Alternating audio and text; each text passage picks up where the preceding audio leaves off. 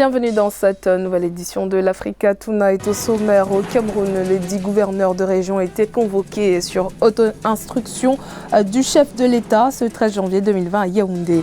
Une première conférence semestrielle des autorités administratives du pays qui visait à donner des directives fermes pour la bonne organisation des élections du 9 février 2020. Un sommet s'est tenu ce lundi 13 janvier à Pau en France. Les dirigeants du G5 Sahel et leur homologue français Emmanuel Macron étaient réunis pour discuter de la situation sécuritaire au Sahel. Réunion cruciale pour le Niger qui a une fois de plus été la cible d'une attaque terroriste ce 9 janvier. 89 soldats nigériens y ont laissé la vie. Et puis le Togo, premier de la classe en termes de promotion des investissements en Afrique, prévu pour s'établir à 85,9 milliards de francs CFA en 2019. Les investissements directs étrangers dans le pays se sont inscrits en hausse de 15,6% par rapport à 2018. Mais tout d'abord, ce dimanche 12 janvier, la Cour suprême bissau-guinéenne a rejeté le recours en annulation du second tour de la présidentielle du 29 décembre 2019 déposé par le camp du candidat malheureux Domingos Simoes Pereira du PAIGC. La juridiction a décelé un vice de forme pour motiver sa décision. Selon les juges, le PAIGC aurait dû présenter ses réclamations à la Commission nationale électorale avant de saisir la Cour suprême de justice. Elle a dans la foulée autorisé la publication des résultats définitifs ouvrant la voie à l'officialisation de la victoire d'Oumaro Sissoko Embalo. En prélude aux élections législatives et municipales du 9 février 2020, le président camerounais Paul Biya a convoqué ce lundi une réunion d'urgence des gouverneurs des 10 régions. À l'ordre du jour, la gestion de la situation sécuritaire dans les régions en crise à l'approche de ces scrutins. Les précisions dans ce reportage de notre correspondante Viviane Baoken. Rencontre inhabituelle des gouverneurs des régions à Yaoundé ce 13 janvier 2020. L'actualité des semaines à venir s'y prête, le double scrutin législatif et municipal du 9 février 2020. Des élections qui se déroulent dans un contexte de crise dans les régions anglophones et c'est donc pour encadrer ce moment de vote que le président Paul Biya a prescrit une réunion d'urgence avec les gouverneurs. Il a dit, le chef de l'État, je cite, les élections se tiendront partout. Il y aura l'encadrement sécuritaire et si cet encadrement sécurité mérite d'être renforcé, n'est-ce pas, il sera renforcé.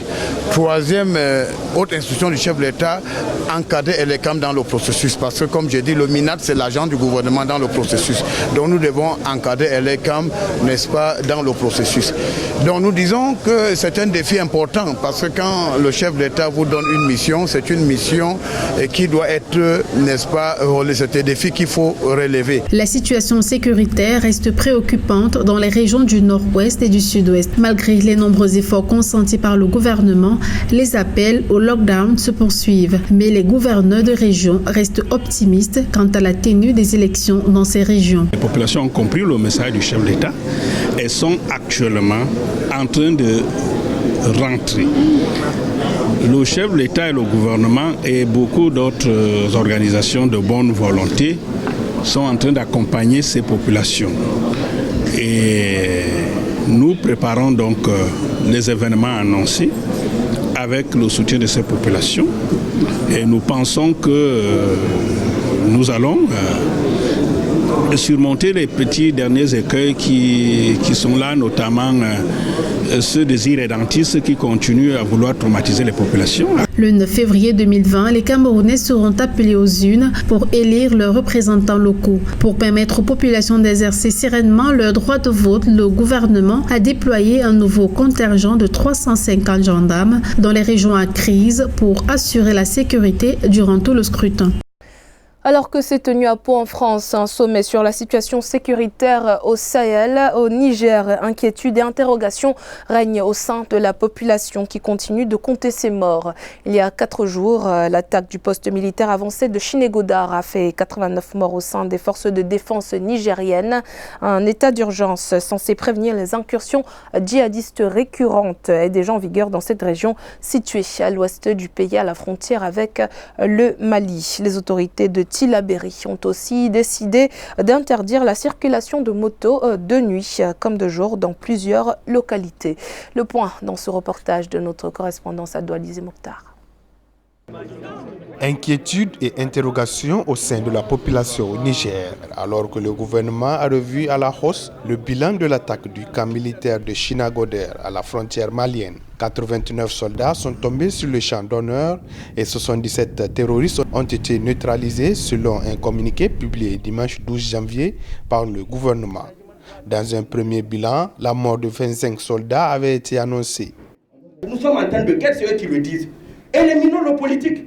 Disons au gouvernement, toutes ces zones qui sont en insécurité doivent être gérées par des militaires et non par des politiciens. Cette attaque est intervenue moins d'un mois après celle d'Inates, dans la même zone qui s'est soldée par la mort de 71 soldats nigériens. Le 25 décembre, une embuscade contre un convoi d'une mission d'agents de la commission électorale s'est soldée par 14 victimes dans les rangs des forces armées nigériennes près de Sanam, toujours non loin de la frontière malienne. Comment est-ce qu'on va continuer à enregistrer ces tas de morts régulièrement? Et malheureusement pour nous, on ne tire pas de leçons. On ne cherche pas à savoir c'est quoi la faute de gouvernance de ce système-là qui fait qu'aujourd'hui on a ce résultat macabre. Selon les Nations Unies, la liste des victimes des attaques terroristes s'est considérablement allongée ces 3 dernières années au Niger, au Burkina Faso et au Mali, où plus de 4000 morts ont été enregistrés en 2019 contre 770 en 2016. Par ailleurs, le chef d'état-major des armées, le général Ahmed Mohamed, et le chef d'état-major de l'armée de terre, le général Sidikou Issa, ont été limogés ce lundi 13 janvier. Décision qui a été prise lors d'un conseil des ministres extraordinaire tenu juste avant le départ du président nigérien Mahamadou Issoufou pour le sommet de Pau. Des postes désormais occupés par le général de division Salifou Modi, nommé chef d'état-major des armées, et le général de brigade Seydou Bagué, nommé chef d'état-major de l'armée de terre. Les avoirs à l'étranger d'Isabel Dos Santos seraient en sécurité pour le moment. La justice angolaise n'a pris aucune mesure pour saisir les avoirs étrangers de la fille de l'ex-président José Eduardo Dos Santos. Cependant, selon une déclaration du porte-parole du ministère public angolais, elle n'hésitera pas à recourir à de tels mécanismes si nécessaire. En décembre 2019, un tribunal a ordonné le gel des avoirs et des comptes bancaires angolais d'Isabel Dos Santos dans le cadre d'une tentative du gouvernement de récupérer environ $1 milliard qu'il estime être dû par la fille de l'ex-président à ses associés. La justice angolaise a également exigé la saisie de ses parts dans des sociétés locales, y compris le géant des télécommunications Unitel et la banque Fomento de l'Angola. Selon Isabel Dos Santos, ce procès s'est déroulé dans le plus grand secret. Le jugement rendu constitue une attaque à caractère politique contre elle, souvent décrite comme la femme la plus riche d'Afrique. Madame Dos Santos est créditée par le magazine américain Forbes d'une fortune de 2,2 milliards de dollars. Le Togo a réalisé la meilleure performance africaine en termes de promotion des investissements en 2019 selon FDI Intelligence. De janvier à novembre, le pays a remporté 11 projets d'investissement nouveaux contre seulement 2 l'année précédente, soit la plus forte croissance du nombre de projets Greenfield dans tous les pays africains. Les détails avec Aïssa Toubari. En 2019, le Togo a été le pays le plus performant d'Afrique en termes de promotion des investissements. C'est ce que révèle FDI Intelligence, service dédié au décryptage de la mondialisation, de l'industrie et l'investissement direct étranger. Une performance qui classe le Togo compte tenu de la taille de son économie devant le Rwanda et le Sénégal respectivement 2e et 3e. Cette nouvelle gratifiante renforce notre conviction que nous sommes sur la bonne voie avec les nombreuses réformes entreprises pour assurer la prospérité et le développement inclusif de notre pays. Prévu pour s'établir à 85,9 milliards de francs CFA en 2019, les investissements directs étrangers se sont inscrits en hausse de 15,6% par rapport à 2018. Il devrait doubler à l'horizon 2024 pour se situer dans le sillage de 178 milliards de francs CFA, d'après le Fonds monétaire international. Ainsi, les performances des 2 dernières années du Togo en matière de promotion d'investissements étrangers ne doivent pas faire oublier le bilan global des années précédentes, notamment le problème de l'environnement, la progression de l'impunité, la justice peu fiable en matière commerciale.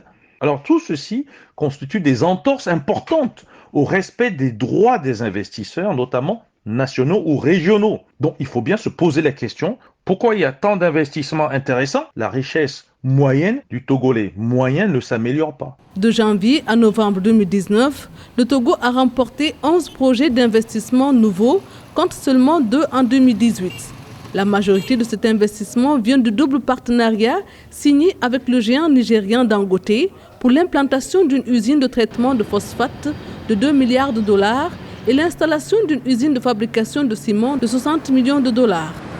L'Afrique du Sud, sollicitée par le Premier ministre éthiopien Abiy Ahmed pour jouer le rôle de médiateur dans le différend l'opposant à l'Égypte au sujet de l'important barrage hydraulique que l'Éthiopie construit sur le Nil bleu. Le grand barrage de la Renaissance doit devenir le plus grand barrage hydroélectrique d'Afrique, mais sa construction entamée en 2011 inquiète l'Égypte, située en aval et qui dépend du fleuve pour plus de 90% de son approvisionnement en eau. L'Éthiopie, l'Égypte et le Soudan, pays où le Nil bleu converge avec le Nil blanc avant de poursuivre sa route en Égypte, ont entamé des discussions en novembre 2019, mais jeudi 9 janvier 2020, ces discussions n'avaient toujours pas abouti.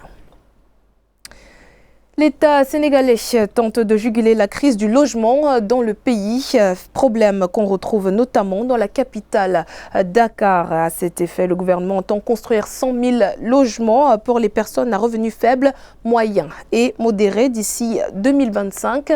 Initiative qui entre dans le cadre d'une politique ambitieuse de promotion immobilière et foncière initiée par les autorités. Les précisions dans ce reportage de notre correspondant Eladji Ndiaye. La crise de logement est sur le point de trouver une issue au Sénégal. D'ici 2025, l'exécutif du pays entend construire 100 000 logements pour les personnes à revenus faibles, moyens et irréguliers.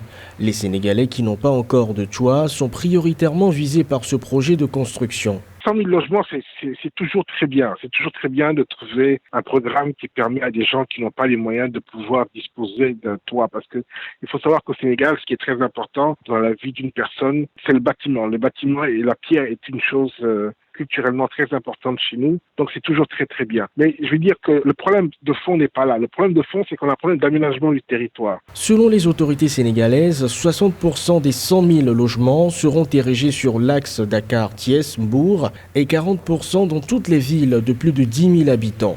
100 000 ménages seront propriétaires d'un logement standard en contrepartie d'un versement de 10 à 12 millions de francs CFA, payable sur 15 à 25 ans. On a une grosse concentration des habitations et surtout du travail, des usines, des entreprises, de l'administration au niveau de la presqu'île du Cap-Vert. Ce qui fait que les gens ne veulent pas habiter très loin de leur lieu de travail, ce qui est tout à fait normal. En fait, ce qu'il faudrait, c'est que ces habitations-là soient accompagnées d'un réaménagement du territoire. Le logement a toujours été un problème au Sénégal.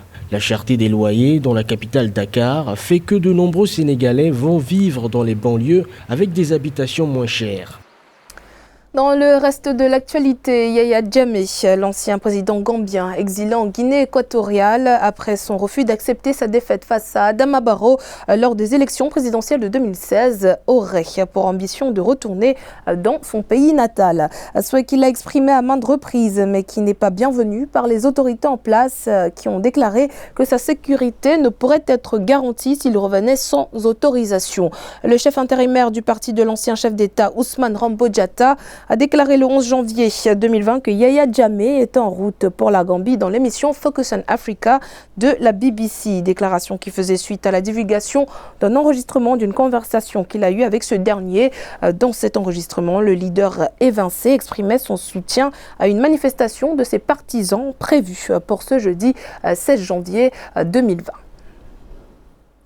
C'était le journal de la rédaction. Merci de votre fidélité. Dans un instant, une nouvelle édition de l'actualité sur Africa 24.